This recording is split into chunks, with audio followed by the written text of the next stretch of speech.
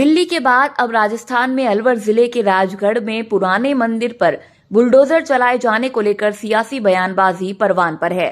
यहां करीब 300 साल पुराने एक मंदिर को ढहा दिया, जिससे कई मूर्तियां विखंडित हो गई।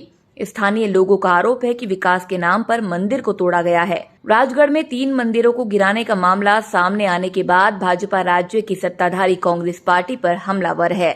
अलवर के ही सराय मोहल्ला स्थित करीब 300 साल पुराने मंदिर को गिराए जाने से भड़के बीजेपी के नेता राजेंद्र राठौड़ ने कहा कि मंदिर तोड़ने की स्याही अभी सूखी नहीं थी कि राजगढ़ में सरकार की शह पर 300 साल पुराने मंदिर को तोड़ा गया, जिससे सरकार का धर्म विरोधी चेहरा सामने आया है। धर्म विरोधी चेहरा सामने आया। राजगढ़ अलवर में सरकार के शह पर 300 वर्ष पुराने मंदिर को ढाया गया और सरकार के मंत्री दोषारोपित करते हैं। नगर पालिका भारतीय जनता पार्टी की है।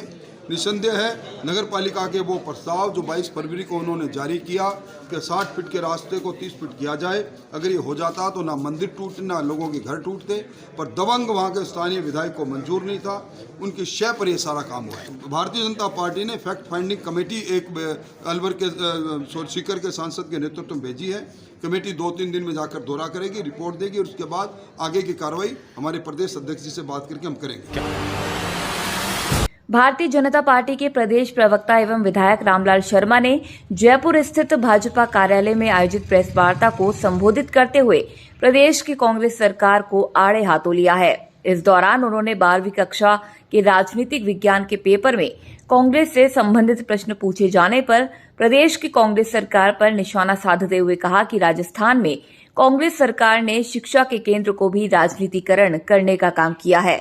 उन्होंने कहा कि पेपर में पूछे गए प्रश्नों से ऐसा लगता है कि हो सकता है कि शायद राजनीतिक विज्ञान के पेपर में टॉप करने वाले विद्यार्थी को ही कांग्रेस का राष्ट्रीय अध्यक्ष बनाया जाएगा।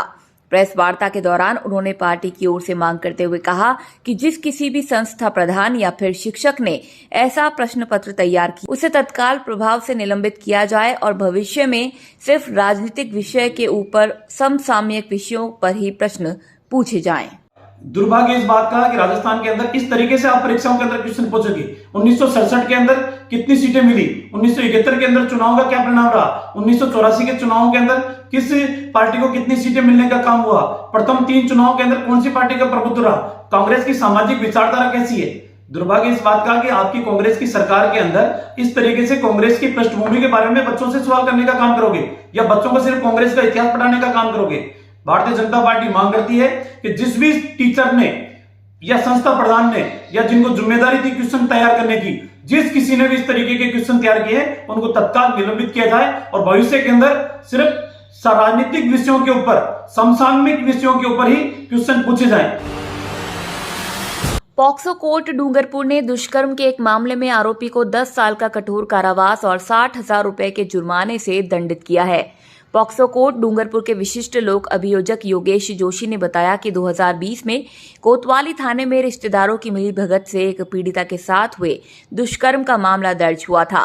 करीब 2 साल बाद उक्त मामले पर सुनवाई करते हुए पॉक्सो कोर्ट डूंगरपुर ने दोबड़ा निवासी आरोपी राहुल को पीड़िता के साथ दुष्कर्म करने का दोषी पाए जाने पर 10 साल के कठोर कारावास और 60,000 रुपए के जुर्माने से दंडित किया है।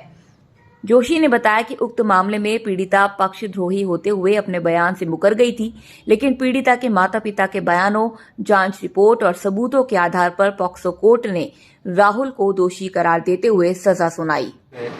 पीड़िता न्यायालय में पक्षद्रोही हुई है, किंतु पीड़िता के माता पिता अपने बयानों पे कायम रहे और घटना की वैज्ञानिक परीक्षण में भी पुष्टि हुई है। आज मामले की सुनवाई पूरी करते हुए माननीय विशिष्ट न्यायालय पॉक्सो कोर्ट डूंगरपुर ने अभियुक्त राहुल को दोषी माना है। अभियुक्त को 10 साल के कठोर कारावास व 60,000 रुपये के जुर्माने से दंडित किया। एसीबी मुख्यालय के निर्देश पर आज अलवर एसीबी इकाई द्वारा की गई कार्रवाई में यूआईटी अलवर की निर्माण शाखा में कनिष्ठ अभियंता अमीचंद वर्मा और उसके दलाल अशोक कुमार बैरवा को परिवादी से 1 लाख रुपए की रिश्वत लेते हुए रंगे हाथों गिरफ्तार किया है।